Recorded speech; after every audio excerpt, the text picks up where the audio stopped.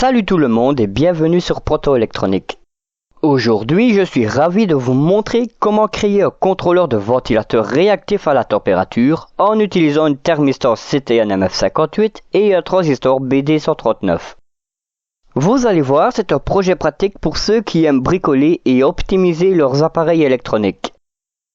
Vous savez ce qui est vraiment cool avec les projets électroniques ? Ils ne vous jugent jamais quand vous passez votre dimanche après-midi à jouer avec des fils et des composants.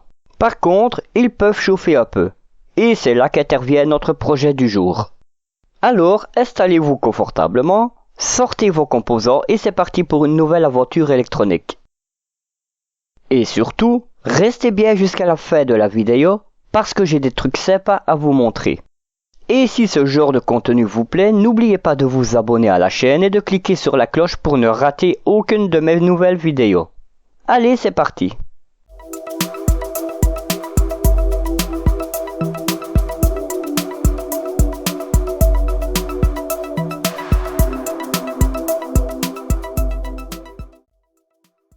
Voici le cœur de notre projet, la platine d'expérimentation sur laquelle j'ai monté notre contrôleur de ventilateur réactif à la température. Comme vous pouvez le voir, tout est bien disposé pour un accès facile aux différents composants. En haut à gauche, nous avons notre thermistor CTN MF58 qui va détecter les changements de température. Juste en dessous, vous pouvez voir le potentiomètre qui nous permettra d'ajuster le seuil de déclenchement. Au centre, nous avons le transistor BD139 qui sert d'interrupteur électronique. Il va activer ou désactiver le relais en fonction de la température. Le relais 12 volts est placé juste ici à droite du transistor. Pour les indications visuelles, nous avons deux LED. La LED verte qui montre que tout va bien et la LED rouge qui s'allume lorsque la température dépasse le seuil que nous avons défini. Vous voyez également le buzzer qui nous alertera en cas de surchauffe. Et bien sûr le ventilateur 12 volts placé ici. Il s'activera automatiquement lorsque la température deviendra trop élevée grâce à tout ce montage. Cela permet de garder nos systèmes électroniques au frais.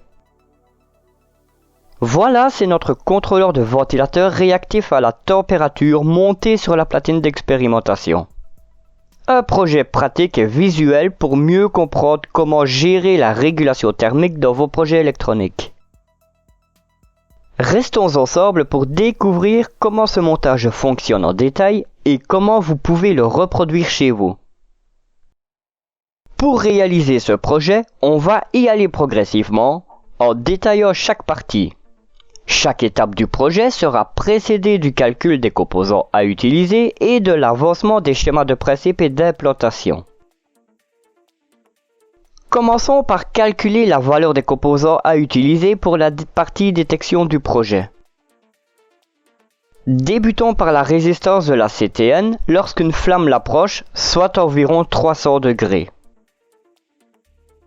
Pour y arriver, nous allons d'abord convertir les 300 degrés Celsius en Kelvin en procédant de cette façon.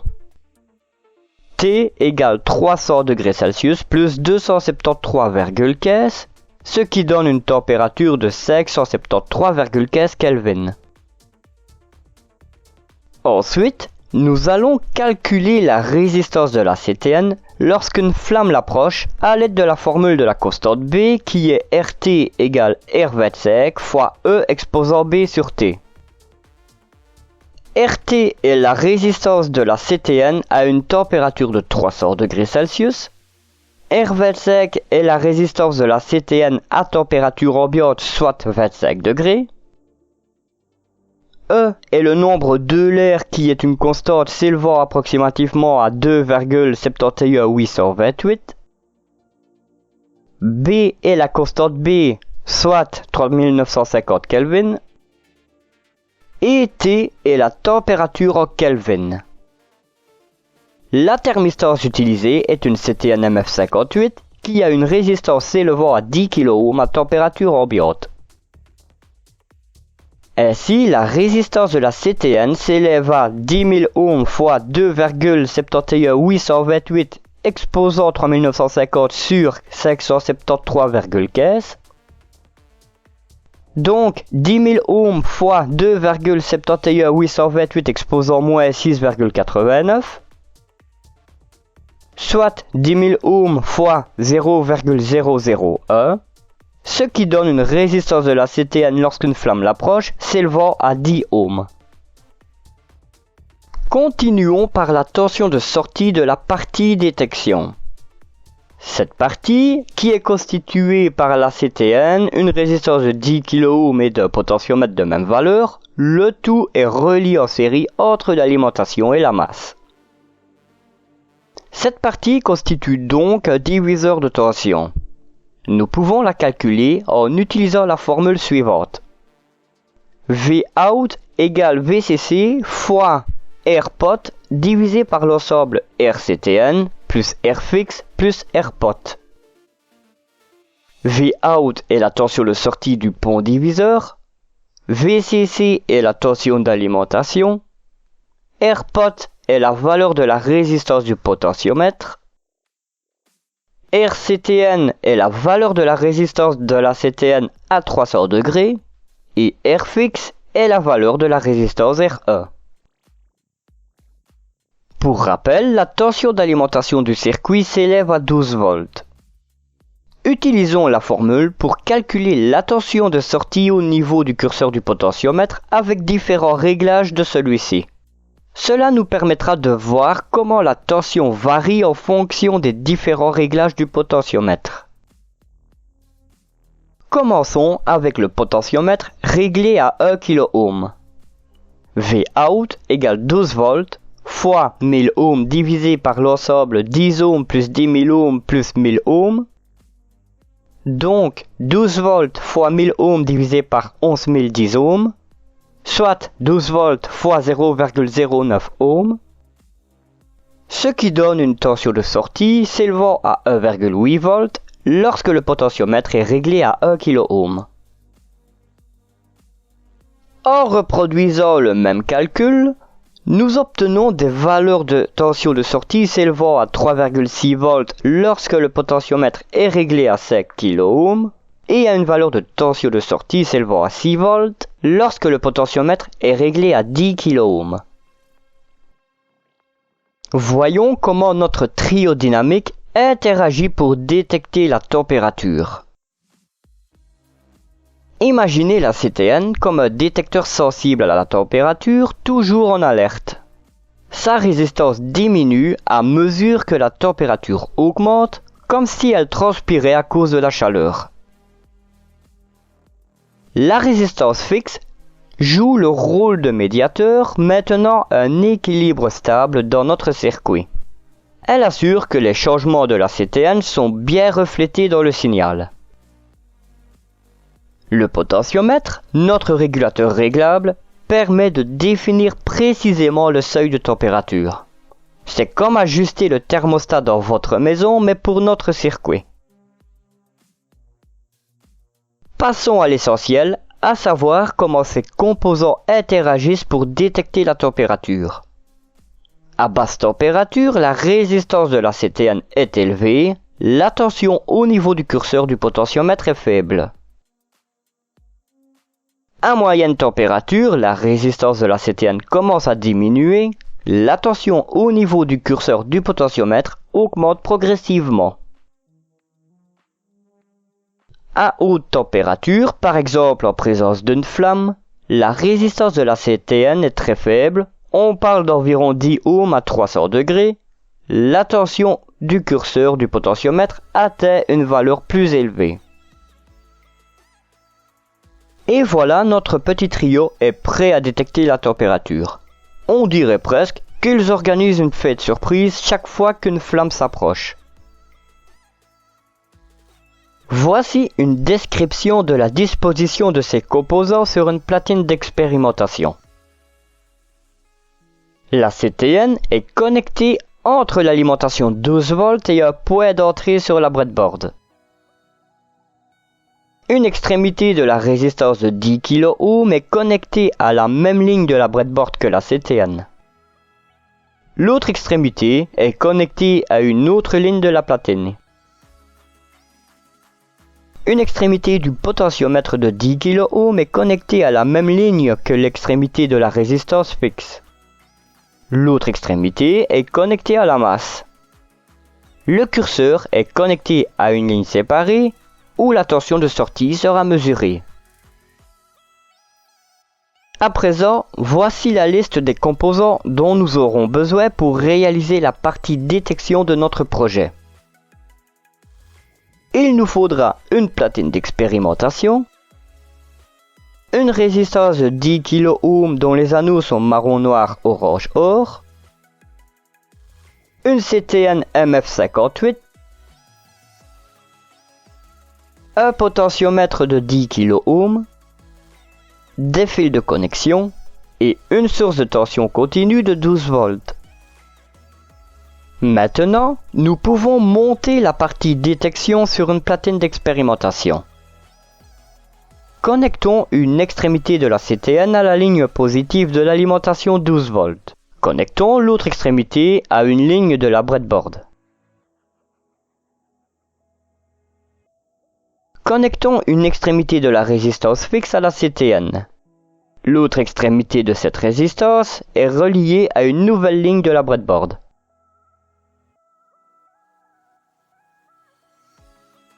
Connectons une extrémité du potentiomètre à la résistance fixe et l'autre extrémité à la masse.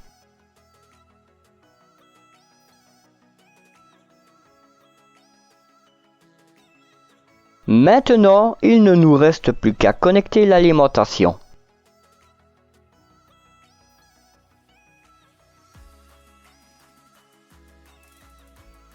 Maintenant, nous allons tester le montage de la partie détection du projet. Voici les préparatifs avant de tester cette partie. Il nous faut un multimètre pour mesurer la tension au niveau du curseur du potentiomètre. Il nous faut également un briquet ou une autre source de chaleur contrôlée pour simuler une flamme. Au niveau des connexions, assurons-nous que toutes les connexions soient correctes et solides sur la breadboard. Vérifions également qu'il n'y a pas de court-circuit. Maintenant, nous pouvons passer au test. Réglons le potentiomètre sur une valeur médiane, environ 5 kΩ, et allumons l'alimentation 12 volts. Utilisons le multimètre pour mesurer la tension au niveau du curseur du potentiomètre. À présent, il est temps d'appliquer de la chaleur. Cependant, il faut faire attention. Manipuler des flammes peut être dangereux. Assurez-vous, si c'est un enfant qui réalise cette expérience, que ça soit sous la supervision d'un adulte et dans un endroit bien ventilé. Éloignez tous les matériaux inflammables et utilisez des gants et des lunettes de protection si nécessaire. Ceci dit, appliquons doucement la chaleur près de la CTN à l'aide d'un briquet ou d'une autre source de chaleur contrôlée. Sa résistance devrait diminuer à mesure que la température augmente. Pendant que la CTN est chauffée, mesurons à nouveau la tension au niveau du curseur du potentiomètre avec le multimètre. Notons les changements de la tension. Elle devrait augmenter à mesure que la CTN se réchauffe. Ajustons le potentiomètre pour observer comment cela affecte la tension de sortie. Répétons les mesures en ajustant le potentiomètre à différentes valeurs, par exemple 1 kΩ, 2 kΩ, 5 kΩ, 10 kΩ. Concernant l'observation des résultats, notons la tension de sortie au niveau du curseur du potentiomètre, à température ambiante et faisons pareil avec une température élevée. Nous pouvons comparer les tensions mesurées pour vérifier que la CTN réagit correctement à la chaleur et que la tension augmente en conséquence. Assurons-nous que la tension de sortie atteigne les valeurs attendues lorsque la température change. Nous pouvons également documenter nos observations et conclusions sur le comportement du circuit de détection.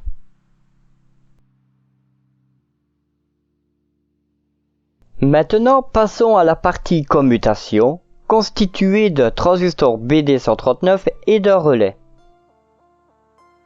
Nous allons voir comment ces composants travaillent ensemble pour activer le relais lorsqu'une certaine température est détectée. Concentrons-nous sur le calcul pour définir la résistance de base du transistor BD139. Voici les étapes détaillées. Nous allons commencer par calculer le courant de base en s'aidant de cette formule. IB égale IC divisé par bêta min. IB est le courant de base du transistor, IC est le courant du collecteur, et bêta min est le gain minimal en courant continu du transistor. Dans cet exemple, un relais 12 volts est connecté au collecteur. Le courant traversant la bobine de ce relais s'élève à 37,5 mA.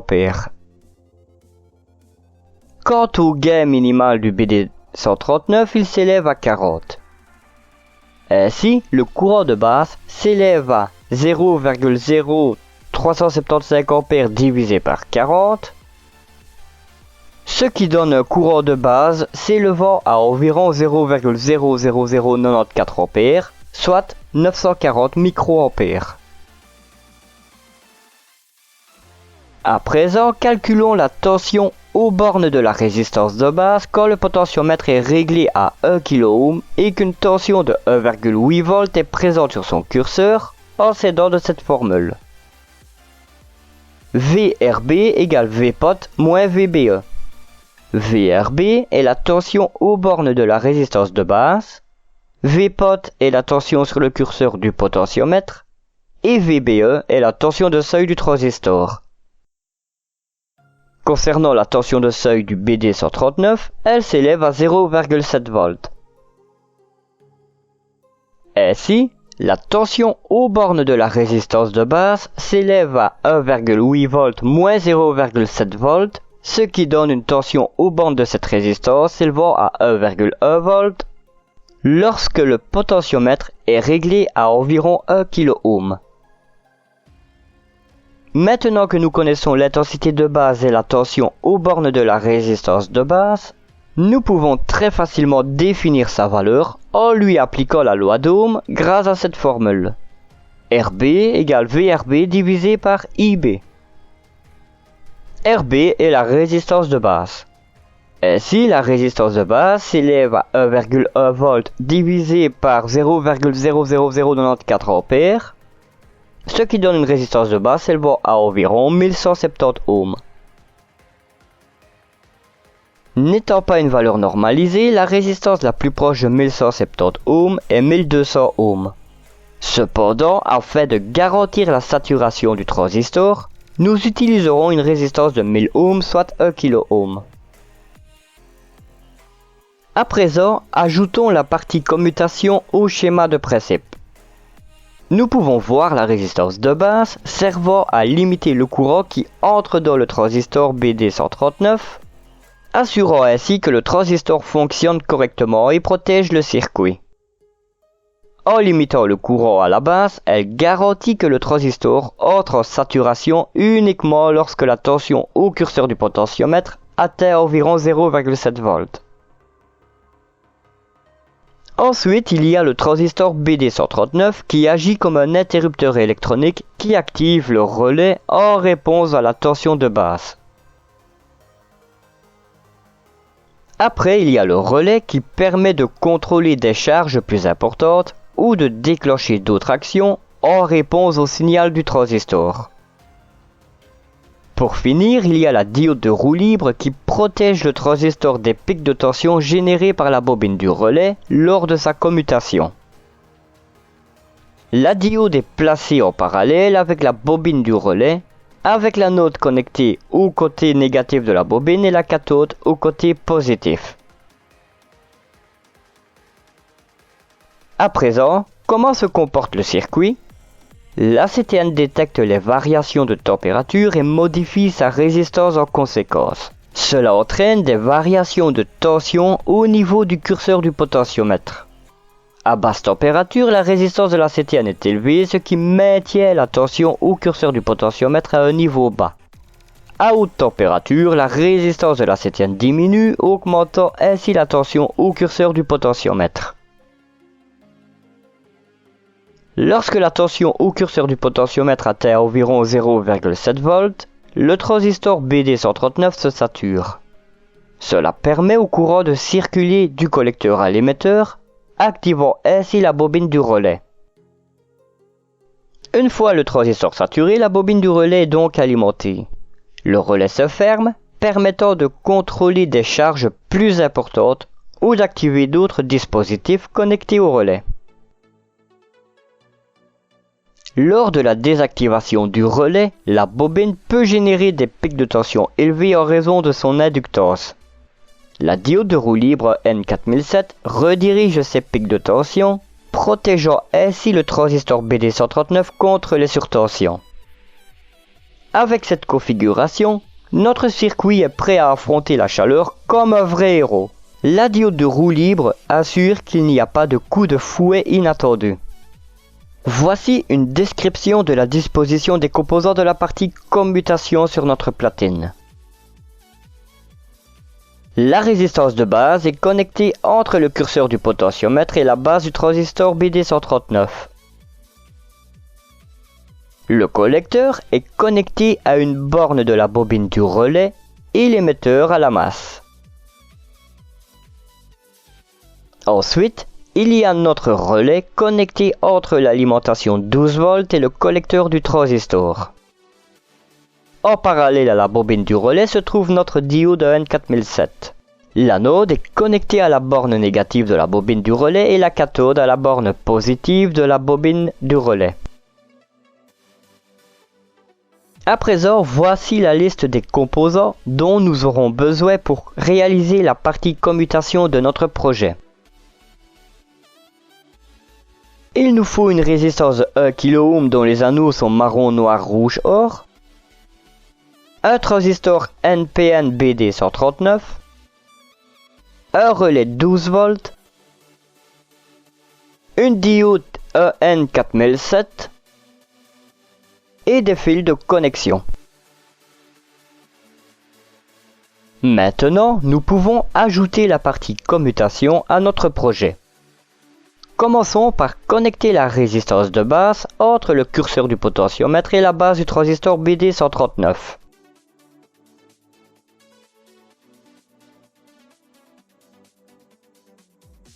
Relions à la masse l'émetteur du transistor.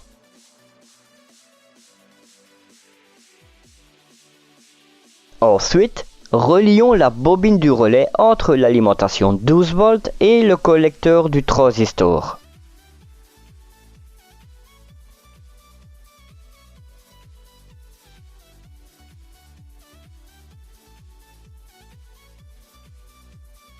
Connectons la diode EN4007 en parallèle à la bobine du relais.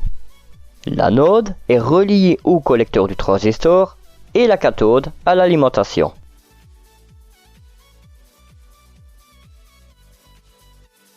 Voilà pour l'assemblage de la seconde partie du projet.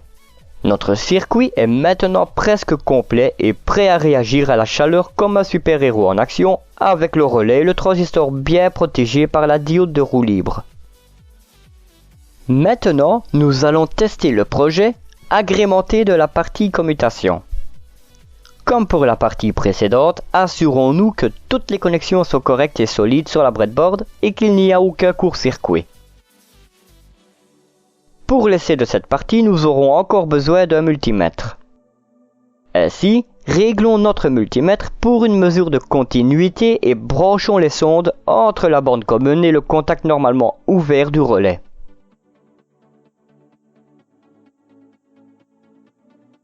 Allumons l'alimentation et réglons le potentiomètre de sorte à saturer le transistor. Lorsque le transistor est saturé, un courant circule du collecteur à l'émetteur et active ainsi la bobine du relais. Le contact normalement ouvert se ferme par la même occasion. Ainsi, notre multimètre nous montre qu'il y a continuité entre les deux contacts. À présent, réglons notre potentiomètre jusqu'au moment où le relais n'est plus alimenté. Maintenant, approchons une flamme près de la CTN. Lorsque cette dernière atteint une certaine température, une tension suffisante est appliquée à la base du transistor, ce qui le sature. Le relais est ainsi alimenté et le contact normalement ouvert se ferme. En retirant la source de chaleur, la CTN se refroidit peu à peu, la tension de base diminue également. Lorsque cette tension n'est plus suffisante pour saturer le transistor, la bobine du relais n'est plus alimentée, le contact s'ouvre à nouveau.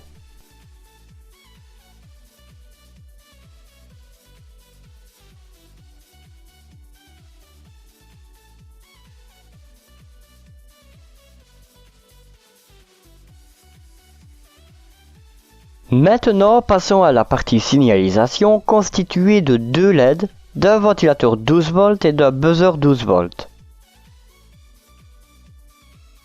Concentrons-nous sur le calcul pour définir la résistance de limitation des LED. Les LED nécessitent des résistances pour limiter le courant et éviter qu'elles ne soient endommagées. Commençons par calculer ces résistances en s'aidant de cette formule. R LED égale VCC moins U LED, le tout divisé par I LED.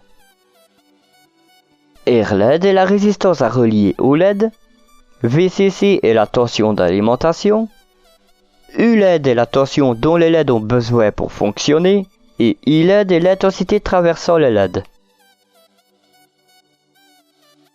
Dans cet exemple, une LED verte et une LED rouge sont utilisées. Concernant ma LED rouge, elle a besoin d'une tension de 1,81 volts pour fonctionner et 2,76 volts pour ma LED verte. Pour ce qui est de l'intensité LED traversant, j'ai choisi d'utiliser la valeur de 10 mA. Commençons avec la LED verte. Sa résistance de limitation s'élève à 12 volts moins 2,76 volts, le tout divisé par 0,01 ampère, soit 9,24 volts divisé par 0,01 ampère, ce qui donne une résistance de limitation de la LED verte s'élevant à 924 ohms. N'étant pas une valeur normalisée, la valeur la plus proche de 924 ohms est 1000 ohms. Enchaînons avec la LED rouge. Sa résistance de limitation s'élève à 12 volts moins 1,81 volts, le tout divisé par 0,01 ampère, soit 10,19 volts divisé par 0,01 ampère, ce qui donne une résistance de limitation de la LED rouge s'élevant à 1019 ohms. N'étant pas une valeur normalisée, la valeur la plus proche de 1019 ohms est 1000 ohms. À présent, ajoutons la partie signalisation au schéma de principe. La partie signalisation de notre projet inclut plusieurs composants clés, une LED verte, une LED rouge, un ventilateur 12 volts avec sa diode de roue libre et un buzzer 12 volts. Chacun joue un rôle important dans l'indication de l'état du système et la réponse à une température élevée. La LED verte est utilisée pour indiquer que le relais est au repos, ce qui signifie que tout est en ordre. Quand le relais est au repos, cette LED est allumée pour nous montrer que le système fonctionne normalement sans problème de température.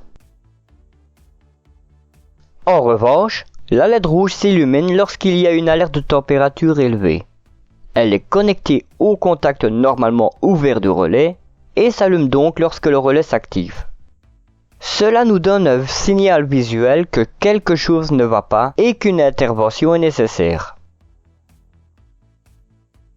Le ventilateur 12 volts et leur buzzer 12 volts, tous deux connectés au contact normalement ouvert du relais, jouent également des rôles critiques. Le ventilateur se met en marche lorsque le relais s'active, aidant à refroidir le système pour ramener la température à des niveaux acceptables. Pendant ce temps, le buzzer émet un signal sonore d'alerte pour attirer notre attention immédiatement. C'est un signal sonore fort qui indique qu'il y a un problème de température élevée qui nécessite une intervention rapide. Pour cela, imaginons notre circuit comme un super-héros. Quand tout va bien, il brille de vert, tranquille. Mais dès qu'il sent le danger de la chaleur, il passe à l'action. Rouge vif, ventilateur à fond et alerte sonore. Toujours prêt à protéger le projet. Voici une description de la disposition des composants de la partie signalisation sur notre platine. Pour commencer, nous avons deux LED, une verte et une rouge. La LED verte est là pour indiquer que tout est en ordre. Lorsque le relais est au repos, elle est allumée, ce qui montre que le système fonctionne normalement et que la température est stable. Ensuite, il y a la LED rouge. Elle s'allume lorsqu'il y a une alerte de température élevée. C'est le contact normalement ouvert du relais qui l'active. Quand la température augmente et dépasse le seuil défini, le relais s'active, fermant le contact normalement ouvert et allumant la LED rouge. Cela nous donne un signal visuel clair qu'il y a un problème de température qui nécessite une intervention. Nous avons également un ventilateur 12 volts représenté par un moteur sur le schéma. Son rôle est d'aider à refroidir le système en cas de surchauffe. Il est lui aussi connecté au contact normalement ouvert du relais. Donc, quand le relais s'active en réponse à une température élevée, le ventilateur se met en marche pour refroidir l'ensemble du système. En parallèle au ventilateur se trouve notre diode de roue libre. En fait, le buzzer 12 volts est également connecté au contact normalement ouvert du relais. Il émet un signal sonore d'alerte pour attirer immédiatement notre attention en cas de surchauffe. Le buzzer et le ventilateur fonctionnent de concert pour nous alerter visuellement et auditivement tout en aidant à réduire la température.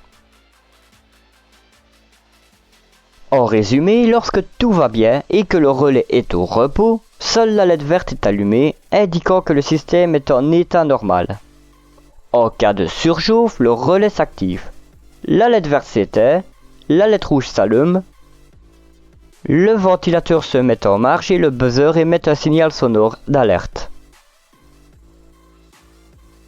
À présent, voici la liste des composants dont nous aurons besoin pour réaliser la partie signalisation de notre projet. Il nous faut deux résistances de 1 kΩ dont les anneaux sont marron, noir, rouge, or, une diode EN4007, une LED rouge 5 mm, une LED verte de 5 mm, un ventilateur 12 volts, un buzzer 12 volts et des fils de connexion. Maintenant, nous pouvons ajouter la partie signalisation à notre projet. Pour commencer, connectons la borne commune du relais à l'alimentation 12 volts.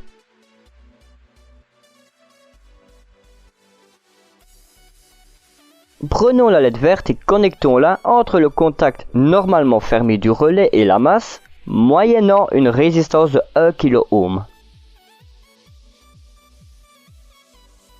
Ensuite, prenons la LED rouge et connectons-la entre le contact normalement ouvert du relais et la masse, également moyennant une résistance de 1 kΩ. Maintenant, prenons le ventilateur 12 volts et connectons-le entre le contact normalement ouvert du relais et la masse. N'oublions pas d'ajouter une diode de roue libre EN4007 en parallèle avec le ventilateur pour protéger le circuit des pics de tension générés par le ventilateur lorsqu'il s'arrête. La cathode de la diode doit être connectée à la borne positive du ventilateur et l'anode à la borne négative. Enfin, prenons le buzzer 12 volts et connectons-le également entre le contact normalement ouvert du relais et la masse.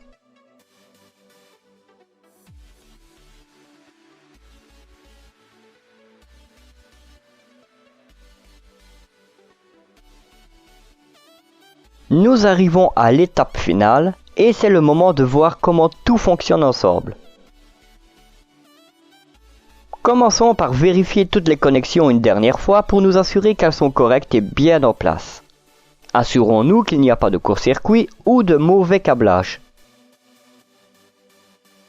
Ensuite, allumons le circuit en connectant l'alimentation 12 volts. Observons que la LED verte s'allume, ce qui indique que tout est normal et que le système fonctionne correctement à température ambiante. Cela signifie que le relais est au repos et que le contact normalement fermé est actif. Maintenant, simulons une température élevée pour voir comment le système réagit. Utilisons une source de chaleur contrôlée comme un briquet et approchons-le doucement de la CTN. Cela devrait faire monter la tension au curseur du potentiomètre. Lorsque la tension au curseur atteint environ 0,7 volts, le transistor BD139 devrait se saturer. Observons ce qui se passe. Le relais s'active, passant du contact normalement fermé au contact normalement ouvert. À ce moment-là, la LED verte s'éteint, ce qui indique que le système n'est plus en état normal. Simultanément, la LED rouge s'allume. C'est notre signal visuel qu'il y a une alerte de température élevée. En même temps, le ventilateur 12 volts se met en marche pour aider à refroidir le système. Le buzzer 12 volts émet également un signal sonore pour attirer notre attention immédiatement. Cela nous permet de savoir qu'il y a un problème de surchauffe nécessitant une intervention rapide. Pendant que tout cela se passe, la diode de roue libre N4007 assure la protection du circuit en redirigeant les pics de tension générés par le ventilateur lorsqu'il s'arrête. Cela protège le transistor BD139 et les autres composants du circuit de toute surtension potentielle. En résumé, lorsque tout est en ordre, seule la LED verte est allumée indiquant un fonctionnement normal. En cas de surchauffe, le relais s'active, la LED verte s'éteint, la LED rouge s'allume, le ventilateur se met en marche et le buzzer émet un son d'alerte. Notre circuit est donc prêt à intervenir pour protéger le système des dangers de la surchauffe. Aussi, voici une petite précision. L'exemple avec une flamme sert à illustrer un cas extrême pour mieux comprendre le fonctionnement du circuit, mais il est vrai que la surchauffe d'un composant, d'un circuit ou d'un appareil n'atteint généralement pas 300 degrés. En pratique, ce projet peut être adapté pour des températures plus réalistes en ajustant le calcul de la résistance de la CTN en fonction des températures typiques de surchauffe que nous souhaitons surveiller. En modifiant les valeurs de la résistance fixe et du potentiomètre, ainsi que la plage de fonctionnement de la CTN, nous pouvons affiner le seuil de déclenchement pour qu'il corresponde aux conditions réelles de surchauffe de notre appareil.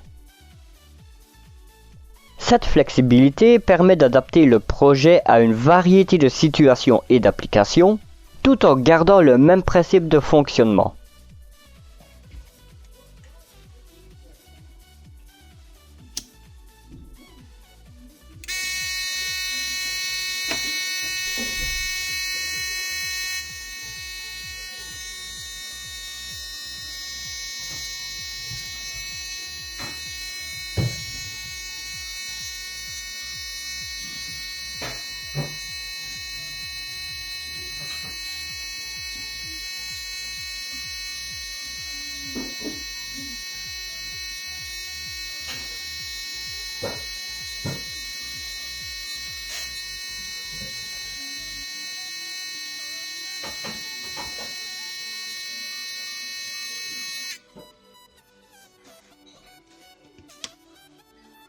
Et voilà, nous arrivons à la fin de cette aventure passionnante de détection de température et de signalisation. Nous avons parcouru pas mal de chemins ensemble et il est temps de récapituler tout ce que nous avons appris et réalisé. Nous avons commencé par définir les composants essentiels, la CTN, les résistances et le potentiomètre. Ensuite, nous avons intégré le transistor BD139, le relais et la diode de roue libre, assurant une commutation efficace et la protection du circuit contre les surtensions. Nous avons ensuite ajouté des éléments de signalisation avec 2 LED, un ventilateur 12 volts et un buzzer 12 volts. La LED verte indique que tout est en ordre, tandis que la LED rouge, le ventilateur et le buzzer s'activent pour signaler une surchauffe. Cette partie du projet nous a permis de voir comment les composants peuvent réagir ensemble pour fournir des alertes visuelles et sonores et même aider à refroidir le système. En cours de route, j'ai discuté de l'importance de chaque composant et comment ajuster les valeurs pour des températures plus réalistes. Pour rappel, l'exemple avec une flamme était un cas extrême, mais il montre bien la robustesse de notre circuit. Bien sûr, en réalité, la surchauffe d'un composant n'atteint pas 300 degrés et ce projet peut être facilement adapté pour surveiller des températures plus réalistes. Enfin, nous avons mis à l'épreuve notre circuit en simulant des conditions de température élevées pour voir comment il réagit. Nous avons observé l'activation des LED, du ventilateur et du buzzer. Merci d'avoir suivi ce projet avec moi. C'était une belle aventure technologique remplie d'apprentissage et de découvertes. Si vous avez apprécié cette vidéo et que vous avez trouvé ce projet intéressant, n'oubliez pas de liker la vidéo, de vous abonner à la chaîne et d'activer la cloche pour ne rien rater des prochaines aventures électroniques. À bientôt pour de nouvelles explorations technologiques.